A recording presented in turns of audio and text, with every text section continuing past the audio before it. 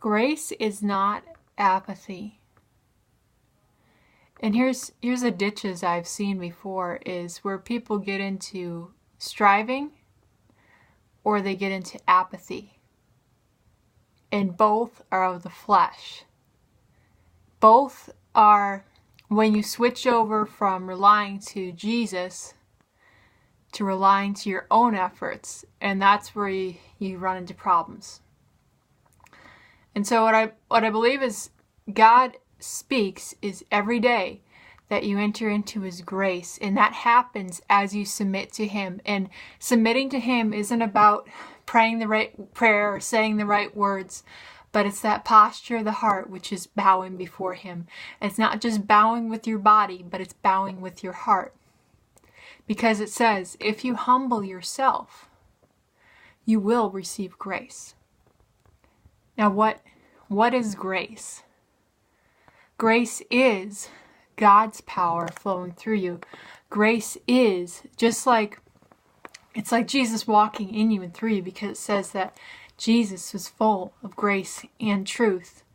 And as you step into that, it's like you're putting on Christ, and you're stepping into this ability which was beyond what you can muster up by your own courage.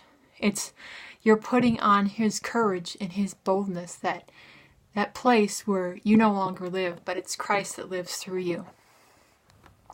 And there's people that could do an imitation grace, but the power of it is not evidenced, because the power of it is going to look like Jesus, and it's going to look like the gospel that sets people free. And so my resolution is not to try harder. My resolution is to walk submitted every day. And that's where you cease from your own labors and you enter into His rest. Because so many people, that's what their hearts are longing for. It's like they're trying to scratch this infinite itch for fulfillment, and that's where it's at. It's in Jesus. And it's not by trying to be a better Christian. I mean, it's not about trying to add all these fancy things to your gospel. It's about the simplicity of just surrendering before Him, Christ crucified. The simplicity of the cross, the resurrection. And I tell you guys, there's such fulfillment in that. And I really enjoy worshiping to music that has that theme, not just around Easter time, but around the rest of the year, where it keeps you camped on that big picture. That it's already, whatever you're dealing with in Christ, it's already finished, it's already defeated, and you are victorious.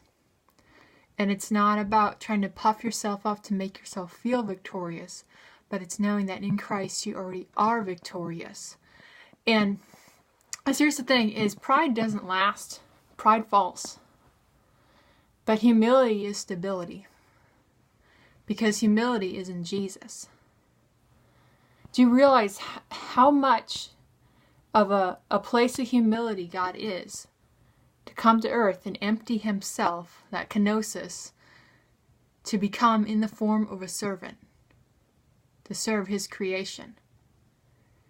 How much of a humility that is, and that's available to every single one of us, to empty ourselves of ourselves and become a servant to all, so that we may become great in doing so.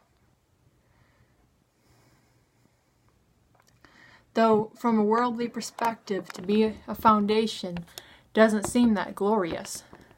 From a heavenly perspective, it is the thing of the most value. And it says that Jesus is the cornerstone, and that we are living stones being built up into Him. And it says that the apostles and the prophets are the foundation.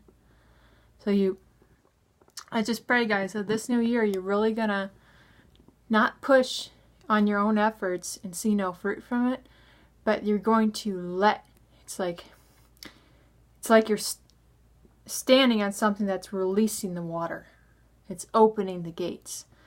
But it's that resting position that pushes open and releases the things of His kingdom. Because we don't just want to be a people of words, but we want to be a people of power. that when we touch somebody's life, that they aren't just going to remember, oh, that was a nice thing that they did for me, but they're going to know that they have been set free and they have been transformed by the gospel. Because guys, the gospel is what people are looking for. They don't think it's what they want.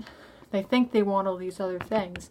But really, that infinite longing inside of them for pleasure, for desire fulfilled, is Jesus, who is the tree of life. And I just saw that parallel right now for the Proverbs, that Jesus is the tree of life. He is that true desire that you have. And when you try to find it in other places and other things, rather than doing those other things out of that place, the desire of Jesus, that's where you're going to be fulfilled.